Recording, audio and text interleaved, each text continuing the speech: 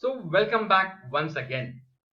Now in the previous section of this course, we have talked about what is behavioral finance, why behavior affects finance but not accounts, and then we talked about the prospect theory and the origin of behavioral finance, and we also discussed the relevance and the application of behavioral finance in today's financial world. Now in this lesson, we shall be talking about the aspects of human brain or the human mind which affects our decisions. Alright. Now you see, our human brain is a very powerful thing, a supercomputer in fact. And there are two aspects of our brain which affect our decision making. Not only the financial decision making, but all decisions.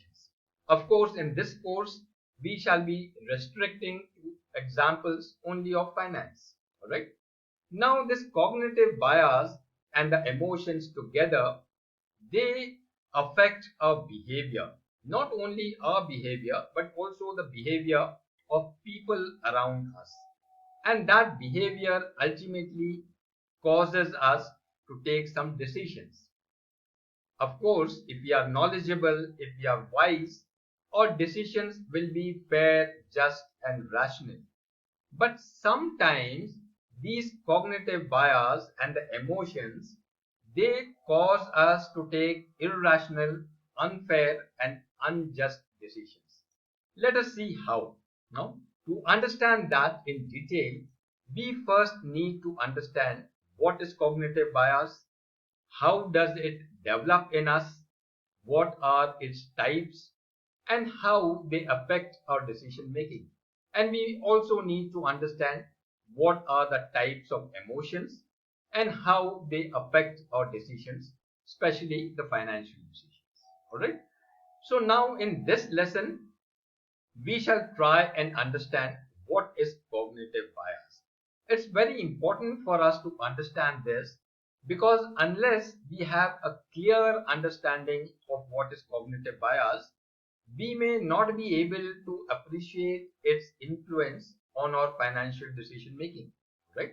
So therefore, we shall discuss cognitive bias with some clarity.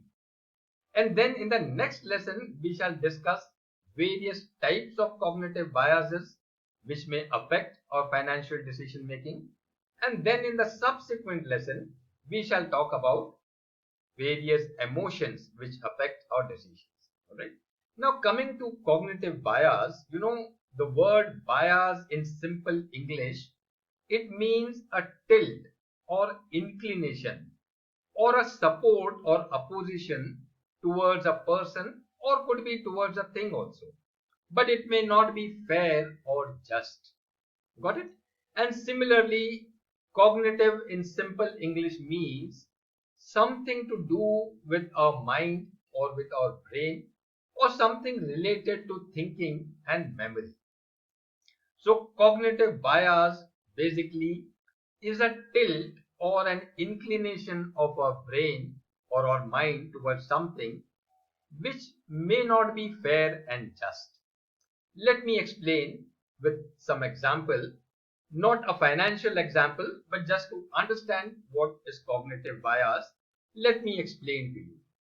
You see, the human brain works very fast and it is always in a hurry to take decisions. It is a supercomputer.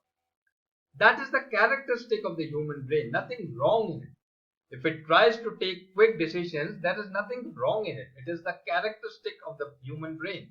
Alright? But you see, to take correct decisions or to take fair decisions, the brain requires some data, some information in front of it. And it also requires some time to analyze that data, however small that time may be. But that fraction of time the brain requires to analyze that data. Alright? But sometimes what happens, when there is not enough data in front of you, when there is not enough of information available to you, and if you do not provide enough time to your brain to analyze whatever is there in front of it, then what happens? As its characteristics, the brain does not wait. It is in a hurry to take decisions. So what it does, the brain takes decisions based on some pre-embedded data or pre-embedded information which is already available in the brain.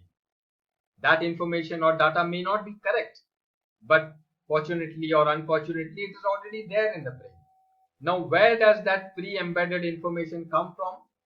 Let us try and understand that. For example, let us presume that you grew up as a single male child. It may be you or me, whoever. Just assume that one grows up as a single male child without any, siblings or brothers or sisters. And in your neighborhood, there lived two siblings, a boy and a young girl. All right, and the three of you always played together. That boy, the brother, always bullied the young girl. Of course, you did not like it. You hated that boy for this, and you always had a compassion for the girl. In your mind, you knew that the boy is doing wrong. Alright, but you were children, you were siblings. Unfortunately, this data or this information, which data? That the boys bully the girls. This inadvertently, without you being aware of it, this somehow got embedded in your brain because you have been seeing this day in and day out for several years. So it got embedded in your mind, in your brain. You may not be aware of it. Now you are a grown up man, you are a very wise man. You don't believe in this nonsense that the boys are bullies. You feel and you rightly believe that boys and girls both are equal. Despite you not believing in that, but unfortunately, that data is already embedded in your mind. The memory of your childhood, somewhere it is embedded. It will pop up at a wrong time when you don't require it. Now you are a parent of two siblings. You are a grown up man, you are very wise. You have two siblings, two children you have, a boy and a girl. Now one day you are very busy at your work, and both these children, your son and your daughter, they had a fight among themselves, and both of them come running to you. Both of them are crying and complaining about each other. They want you to decide who is right and who is wrong.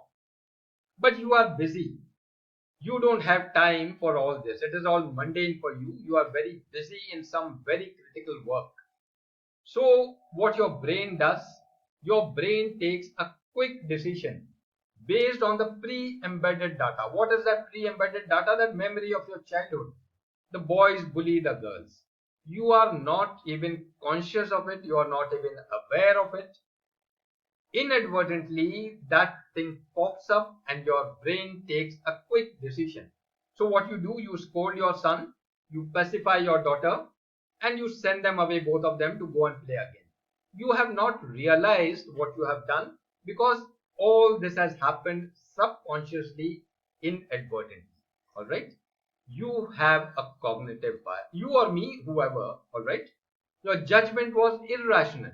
Your judgment was not based on facts and figures. You did not even listen to both of them. Your brain just gave a quick decision. It was neither any emotion. It was just a type of cognitive bias. And there are various types of cognitive biases. Everybody, you and me, everybody may have some or other cognitive bias. But the problem is that, the person who has a cognitive bias would never come to know of it because it is in the subconscious. Forget about accepting that I have a cognitive bias. I would not even come to know that I have a cognitive bias unless somebody tells me. Only the people around us, the people who are observing us, the people who are seeing our behavior, only they will be able to make out that we have some cognitive bias. So when somebody tells you that you have a particular cognitive bias, give it a thought, listen to that person, try to analyze it for yourself, right?